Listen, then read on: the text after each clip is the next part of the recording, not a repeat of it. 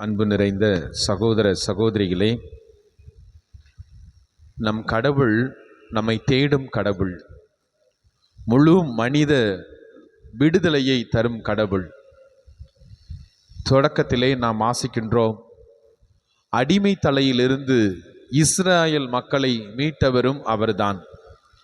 மக்களின் துயர்நிலையை கண்டு அவர்கள் பால் இரக்கமுற்று, உகந்த காலத்தில் உன் மன்றாட்டை நான் கேட்டருள்வேன் என்று அவருடைய மன்றாட்டை கேட்டு அவர்களை விடுவித்த கடவுளும் நம் கடவுள்தான். எனவேதான் இந்த தவக்காலம் என்பது நம் ஒவ்வொருவருக்கும் அருளின் காலமாக நமக்கு கொடுக்கப்படுகிறது. பிரியமான சகோதர சகோதரிகளே, நாம் செய்ய வேண்டிய காரியம் என்ன? நாம் மனம் வருந்தி மனம் திருந்தி ஆண்டவரிடம் நாம் திரும்பி வர வேண்டும். நாம் அவ்வாறு வருகின்ற பொழுது ஆண்டவர் நம்மோடு ஒரு புதிய உடன்படிக்கையை அவர் மேற்கொள்கின்றார். அந்த புதிய உடன்படிக்கையின் சாராம்சம் என்ன? ஆண்டவர் நம்மை ஒருபோதும் கைவிடார் என்பதுதான். பிரியமான சகோதர சகோதரிகளே, ஆண்டவர் நமக்காக காத்து கொண்டிருக்கின்றார். ஒரு ஊதாரி மைந்தனை பெற்றுக்கொள்வதற்காக காத்திருந்த தந்தையை போல நம்முடைய மனமாற்றத்திற்காகவும் நம்முடைய தந்தை காத்து கொண்டிருக்கின்றார்.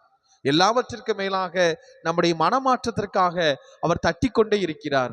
திருவெளிப்பாடு புத்தகம் 3:20 நாம் வாசிக்கின்றோம், இதோ கதவருகு நின்று நான் தட்டி கொண்டே இருக்கிறேன், யாராவது ஒருவர் எனது குரலை கேட்டு கதவை திறந்தால் அவர்களோடு நான் வாசம் பண்ணுவேன் என்று சொன்னார். உணவு அருந்தும் மட்டுமல்ல, மாறாக மீண்டும் அந்த அன்பு என்னும் கூட்டுக்குள் நம்மை அழைத்து கொண்டிருக்கின்றார். பிரியமான சகோதர சகோதரிகளே, ஆண்டவர் நம்மோடு செய்து கொண்ட அந்த உடன்படிக்கையை நாம் நினைவு கூறுகிறோமாம். இன்றைய நாளில் நாம் வாசித்தோம், பால் நினைந்தூட்டும் தாயினும் ஆண்டவர் நம்மை ஒருபோதும் கைவிடுவதில்லை என்று சொல்லி. பால் குடிக்கும் மகவை தாய் மறப்பாலோ? கருத்தாகியவள் தன் பல்லை மீது இரக்கம் காட்டாமல் இருப்பாரோ? இவர்கள் மறந்து போனாலும் நான் ஒருபோதும் மறக்க மாட்டேன் என்று குறிப்பிடுகின்றார். எனவேதான் ஒசையா புத்தகத்திலே வாசிக்கின்றோம், எப்ராயிமே நீ என் மகன் அல்லவா என்று குறிப்பிடுகின்றார். பிரியமான சகோதர சகோதரிகளே, தவக்காலம் நமக்கு அழைப்பு கொடுக்கக்கூடிய ஒரு காலம். கடவுளுடைய இரக்கத்திலே நாம் நிறைவாக வாழக்கூடிய ஒரு காலம். இன்றைய முதல் வாசகம் இஸ்ராயல் மக்களுக்கு ஆறுதலாக இருந்தது போல ஆண்டவருடைய பிரசன்னமும் ஆண்டவருடைய வார்த்தையும் நமக்கு ஆறுதலாக இருக்கின்றது. அந்த ஆறுதலை நிறைவாக பெற்றுக்கொள்ள நமது பாவ குற்றங்களை ஏற்றுக்கொண்டு மனம் வருந்தி ஆண்டவரிடம் திரும்பி வருவோம். அவரே நம்மை குணமாக்கும் தெய்வம், அவரே நம்மை அரவணைக்கும் தெய்வம், அவரே நம்மை அன்பு செய்யும் தெய்வம்.